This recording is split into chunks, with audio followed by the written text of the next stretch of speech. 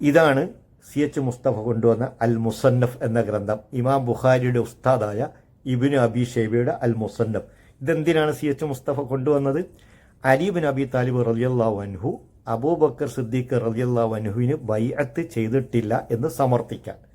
ഈ കിതാബ് കൊണ്ടുവന്നിട്ട് അദ്ദേഹം പറയാണ്, നിങ്ങൾ എന്നോട് ചോദിക്കാറുണ്ടല്ലോ, നിങ്ങൾ പറയുന്നതിന് തെളിവ് എവിടെ, കിതാബ് എവിടെ, പ്രമാണം എവിടെ? ഇതാ പ്രമാണവുമായിട്ടാണ് ഞാൻ വന്നത്. അതും ബുഖാരിയുടെ ഉസ്താദാണ്, അതും സുന്നി കിതാബാണ് എന്നൊക്കെ പറഞ്ഞിട്ട് 36,383 തോന്നുന്നു ഹദീസ് അദ്ദേഹം നമ്പർ പറഞ്ഞുകൊണ്ട് വായിക്കുകയാണ്. വായിച്ചതിൽ അബദ്ധമുണ്ട്, അർത്ഥം പറഞ്ഞതിൽ അബദ്ധമുണ്ട്, അതൊക്കെ നമുക്ക് മാറ്റിവെക്കാം. എന്നിട്ട് വായിച്ചിട്ട് സമർത്ഥിക്കാൻ ശ്രമിക്കുന്ന എന്താണ്? ഇടക്കിടക്ക് പറയുന്നുണ്ട് ഞാൻ സുന്നി കിതാബ് എന്നാണ് വായിക്കുന്നത്, ഇബ്നു അബി ഷൈബയുടെ അൽ മുസന്നഫ് എന്നാണെന്ന് ഇടക്കിടക്ക് പറയുന്നുണ്ട്.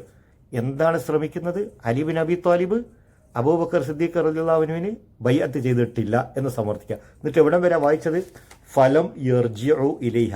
അങ്ങനെ സുബൈർ റളിയല്ലാഹു അൻഹുവും അലി ബിൻ അബി താലിബും പിന്നെ ഫാത്തിമ ബീവിയുടെ അടുത്ത് തിരിച്ചു പോയില്ല. അവിടെ വരെയല്ലേ വായിച്ച, നിങ്ങൾ കേട്ടല്ലോ. പിന്നെ അതിൻ്റെ അപ്പുറം വായിച്ചില്ല. തൊട്ടപ്പുറത്തെ 2 വാക്ക് ഇതേ ഹദീസ്. എന്താ വാക്ക്? ഹത്ത ബായഉ ലി അബി ബക്കറിൻ. അങ്ങനെ അവർ അബൂബക്കർ സിദ്ദീഖിന് ബൈഅത്ത് ചെയ്യുകയും ചെയ്തു. ഇത് വായിച്ചില്ല. അപ്പോൾ ഇത് മനഃപൂർവ്വം അദ്ദേഹം വായിക്കാതിരുന്നല്ലേ.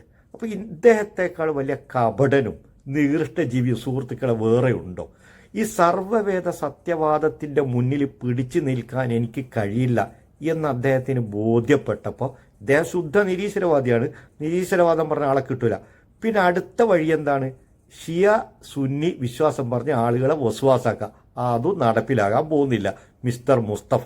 കേട്ടോ, കണ്ടില്ലേ? ഇനി ഞാൻ നിങ്ങൾക്ക് അത് ക്യാമറയിൽ കാണിച്ചു തരാം. ആ വാചകം അദ്ദേഹം വായിക്കാതിരുന്ന ആ വാചകം.